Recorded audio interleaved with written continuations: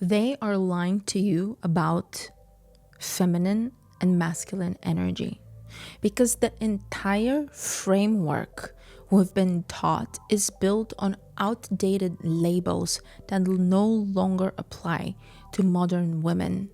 Real leadership or true energetic balance.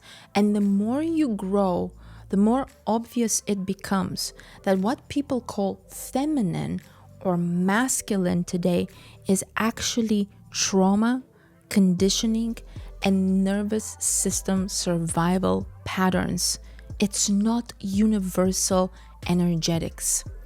We've been told leadership, action, ambition, direction, structure, discipline, and strategy are all masculine, which makes absolutely no sense because a healthy, empowered, feminine woman is fully regulated, emotionally intelligent, and grounded in her identity. She leads, she takes action, she builds, she decides, she initiates, she executes, she directs, and she creates systems. And none of that, and I repeat, none of that makes her masculine. It makes her powerful. And on the other side, we've been told that softness, nurturing, intuition, emotional depth, compassion, connection, creativity are all feminine, which is also wrong because healthy masculine energy is deeply nurturing. It's deeply protective. It's gentle. It's deeply present and deeply connected.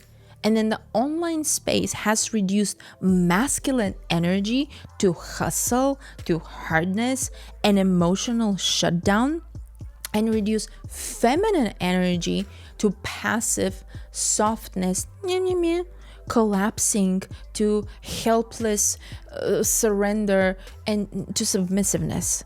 Which means the real issue isn't masculine versus feminine.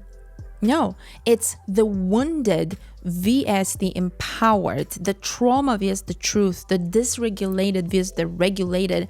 And then when people say you're too much in your masculine, they're usually describing a woman in survival response of hyper independence, overgiving, overthinking, people pleasing, perfectionism, or emotional numbness. And when they say you're too much in your feminine as a man, they're actually describing somebody in trauma, or somebody in a freeze response, or in collapse, in helplessness, in avoidance, in people pleasing. This is why the entire labeling system needs to be thrown away, because it teaches women to shame their power and shame their ambition, shame their assertiveness, shame their intelligence, shame their discipline, and shame their leadership. Instead, we should be asking the real question. Am I acting from emotional intelligence or emotional wounding? From intuition or fear? From alignment or survival? From regulated nervous system or an overwhelmed one? And if you look at true energetic systems like yin and yang, nothing is gendered. Yin is depth, intuition, stillness, receptivity.